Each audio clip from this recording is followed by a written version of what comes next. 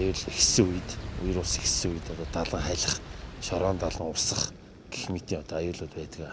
Тэгээ энэ ус маань одоо төмөр замын шууд руу ороод одоо баруун тийшээ урсаж байгаа. Энэ маань явсаар хагаад одоо Баян Зүрх дүүргийн энэ 12 дугаар хороогоор яваад Баян Монгол хорооллын тентх нэгдсэн үерийн далан руу нийлж цаашаа урагшаа туулгал руу орж байгаа. Тэгээ жилийн жилд угаасаа яг энэ дүүрэг Баян Зүрх дүүргийн 13 дугаар хороо бас яригддаг л да. Айлууд усан давтлаа, үер ус айгу хүчтэй орж ирлээ гэж яригддаг. Тэгээд энэ дээр бас яг Баян Зүрх дүүргийн үед бас томоохон дүүрэг айл өрхүүд маань бас нэмэгцээр баг. Яг одоо өнөөдрийн байдлаар бол айл өрх усан давтсан одоо гэр нь урсан ч юм ийм тохиолдол байгаа юу?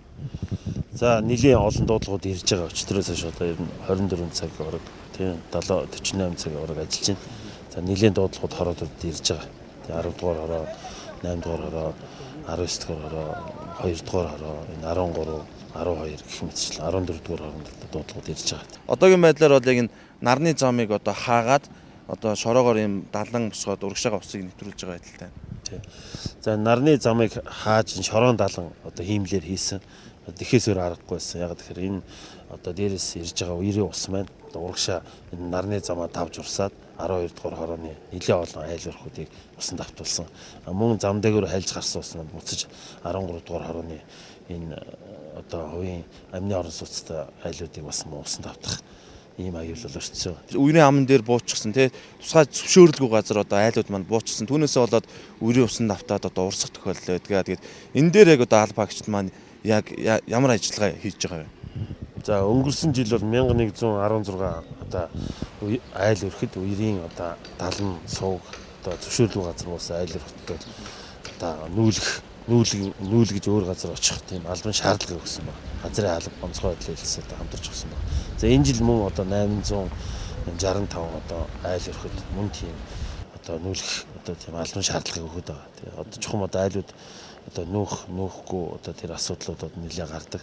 За тодорхой одоо хувьтай тодорхой хэмжээнд бол явагдаж байгаа гэж бодож байгаа.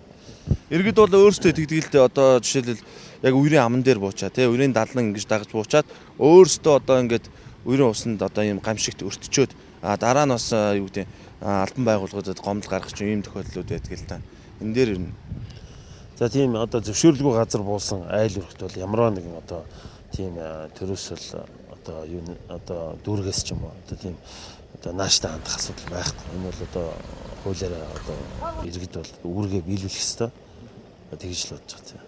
Тэгэхээр яг одоо энэ дээрээс орж иж байгаа усыг бас дагаад бас хог хаягдл айгүйх орж ирдэг. Одоо яг энд харагдж байгаа энэ нэг одоо нүх шуудууны хувьд бол одоо ингээ ус орж байна. Энд бөглөрсөн тохиолдол ч юм уу яг одоо үерийн ус дагаад одоо урсж байгаа энэ хог хаягдл дээр юу яаж ажиллаж байгаа вэ? Хог хаягдлыг бол бид энд он гарсаар бол 6 удаагийн хэсэвлэгийг зохион байгуулсан. Хэвчлэн бол үерийн гууд жалга дагаж бол их хэмжээний хог хаягдл үүсдэг. Энэ бол одоо иргэдийн бас ухамсартай холбоотой ажил юм. За энийг бол бид нэр одоо цаг тухайд нь цэвэрлэж байгаа.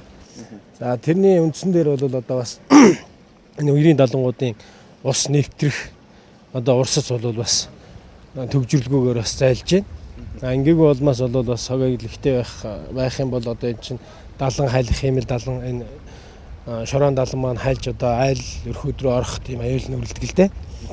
Энэ 7 хоногт бас хурд үнцгтэйгээ ус бороотой гэж байгаа. Тэгэхээр иргэдэд та бас яг одоо өөрийнхөө ажилтай холбогдуулаад сэрэмжлүүлэг анхааруулах хэрэгтэй. За иргэд бол бас одоо энэ үерийн далан сувг руу хог хаягдлаа хаяхгүй байх. За энэ барилгын суур өгч байгаа газрууд, барилга нурааж байгаа газрууд, албан газрууд, компаниуд бол одоо энэ үерийн далан руу авчир шороогоо тэр барилгынхаа хог хаягдлыг асахгүй байх. Энийг бол одоо бас бүх нийтэд нь анхааруулж байна. Дүүргийн хэмжээнд бол одоо энэ эл задгаа хог хаяж байгаа машин техникийг бол байнгын мэдээлэл авч одоо зохих шатны байгууллагад нь шилжүүлж бол арга хэмжээг авч шийдвэрлүүлж байна. Цаашдаа ч бол энэ ажиллагаа байнгын явагдана.